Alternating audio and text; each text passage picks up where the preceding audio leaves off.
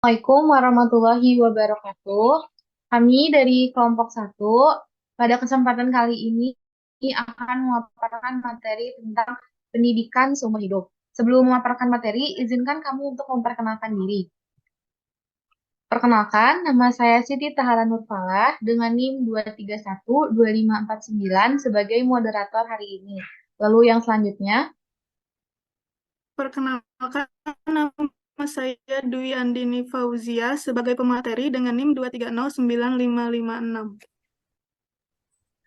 Eh, Perkenalkan, saya Alivia Nur Amanah dengan NIM 2309405 sebagai pemateri.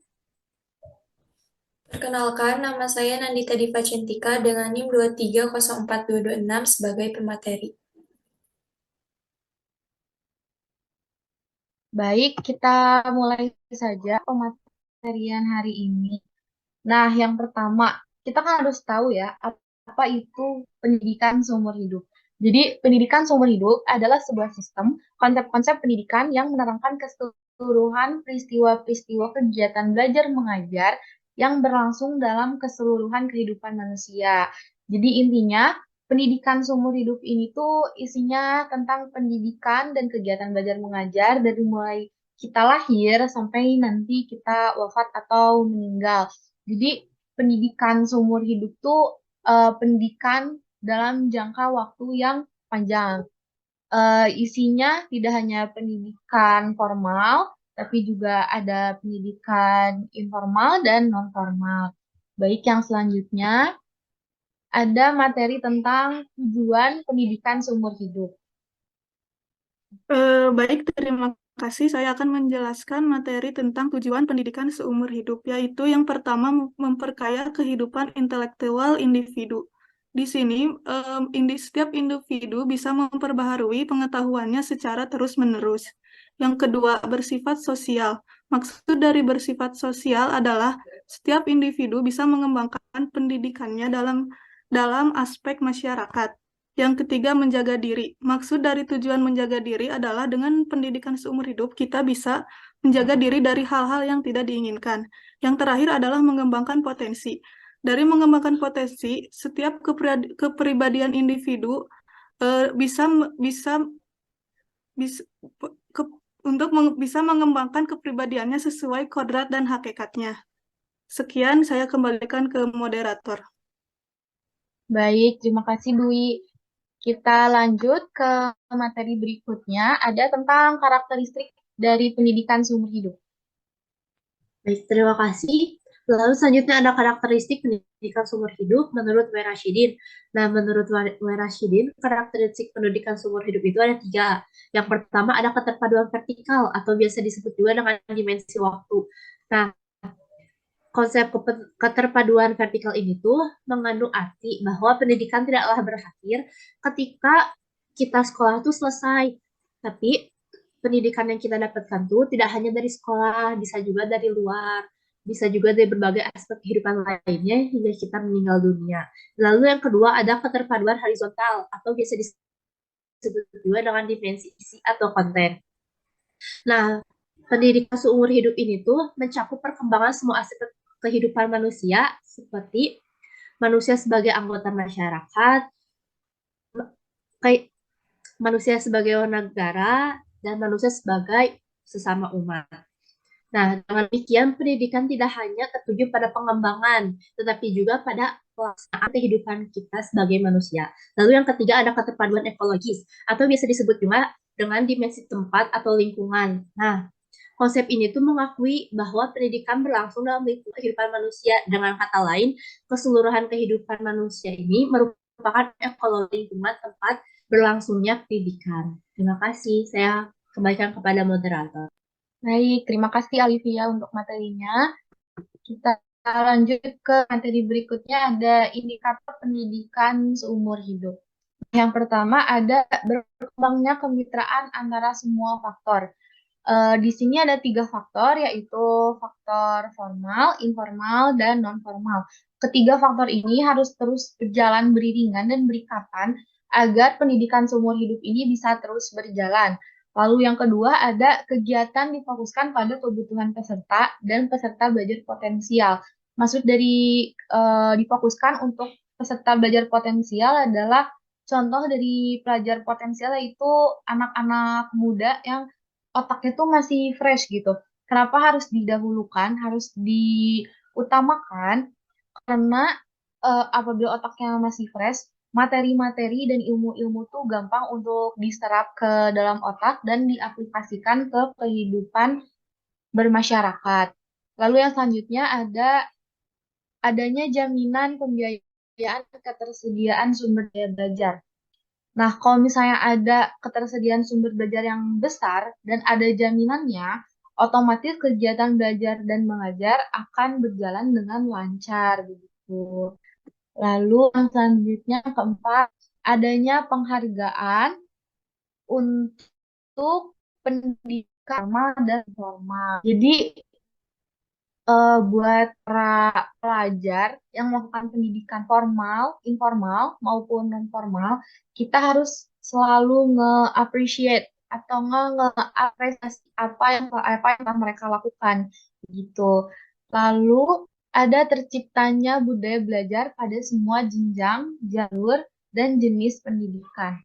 Kenapa harus ada budaya belajar? Karena apabila ada budaya belajar, kegiatan belajar dan mengajar akan terlaksana dengan baik begitu.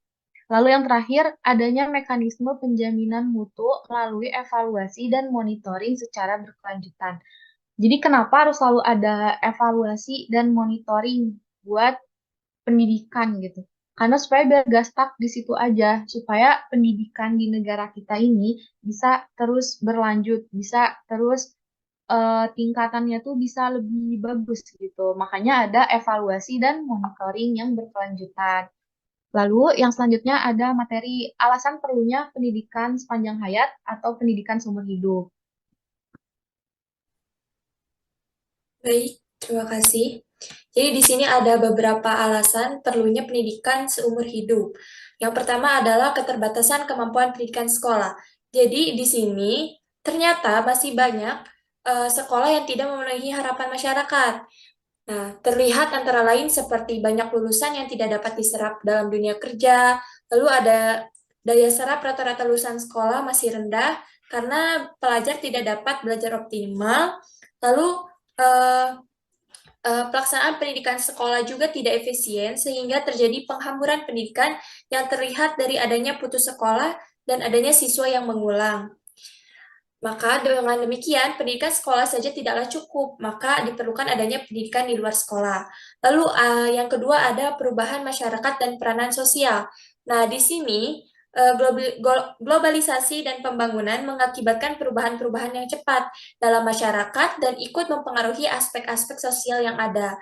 Pendidikan dituntut untuk dapat membantu individu agar selalu dapat mengikuti, mengontrol selektif terhadap perubahan-perubahan sosial yang terjadi sepanjang hidupnya.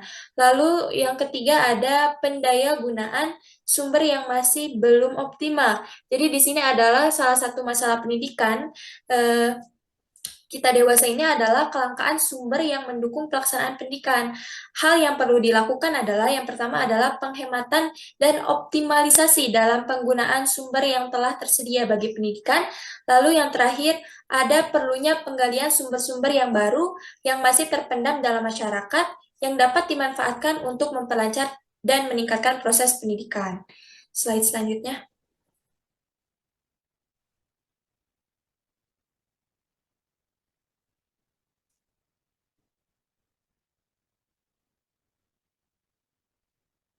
Baik, yang selanjutnya ada implikasi konsep pendidikan sepanjang hayat. Nah, jadi di implikasi konsep pendidikan sepanjang hayat ini ada atau seumur hidup. Di sini tuh ada beberapa program yang dikelompokkan menjadi beberapa kategori, yaitu yang pertama adalah pendidikan baca tulis fungsional. Jadi di sini itu program ini sangat penting bagi pendidikan seumur hidup dikarenakan relevansinya yang ada pada negara-negara berkembang dengan sebab masih banyaknya penduduk yang buta huruf. Meskipun cukup sulit untuk membuktikan peranan melek huruf fungsional terhadap pembangunan sosial ekonomi masyarakat, namun pengaruh iptek terhadap kehidupan masyarakat. Nah, lalu yang kedua adalah pendidikan vokasional, yaitu sebagai program pendidikan di luar sekolah bagi anak di luar batas usia sekolah, ataupun sebagai pendidikan formal dan non-formal. Sebab itu, program pendidikan yang bersifat remedial agar para lulusan sekolah tersebut menjadi tenaga yang produktif dan menjadi sangat penting. Lalu yang ketiga adalah pendidikan profesional. Jadi yaitu terciptanya built-in mekanisme yang memungkinkan golongan profesional terus mengikuti berbagai kemajuan dan perubahan masyarakat, metodologi, perlengkapan, terminologi, dan sikap profesionalnya. Lalu yang selanjutnya adalah pendidikan ke arah perubahan dan pembangunan. Jadi maksudnya adalah di era globalisasi dan informasi yang ditandai dengan pesatnya perkembangan iptek telah mempengaruhi berbagai dimensi kehidupan masyarakat. Tentu saja konsekuensinya, menurut pendidikan yang berlangsung secara kontinu atau lifelong education, jadi pendidikan bagi anggota masyarakat dari berbagai golongan usia agar mereka mampu mengikuti perubahan sosial dan pembangunan. Lalu yang terakhir adalah pendidikan kewarganegaraan dan kedewasaan politik.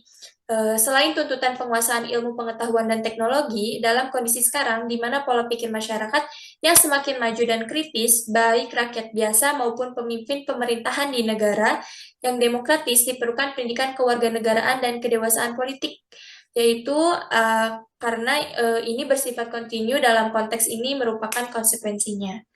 Dikembalikan ke moderator. Baik, terima kasih Nandita untuk pemaparan materinya.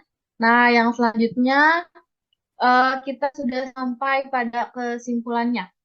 Kesimpulan dari pendidikan seumur hidup adalah proses pendidikan tanpa batas waktu dan tempat, yaitu mulai sejak lahir sampai akhir hayat manusia. Pendidikan ini berupa pendidikan formal, non-formal, maupun informal, yang berlangsung dalam keluarga, di sekolah, dalam pekerjaan, dan dalam kehidupan masyarakat tentunya.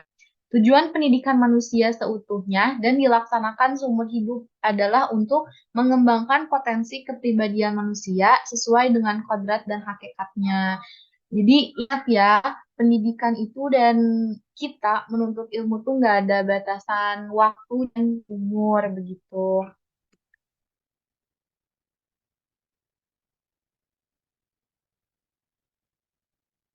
Oke, karena kita presentasi di Zoom dan cuman kelompok, jadi kita keep dulu untuk pertanyaannya ya.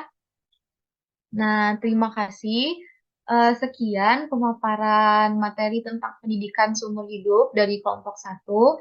Maaf apabila ada kesalahan dalam bertutur kata atau mungkin isi dari materinya kurang lengkap. Begitu, kritik dan saran akan sangat kami nantikan.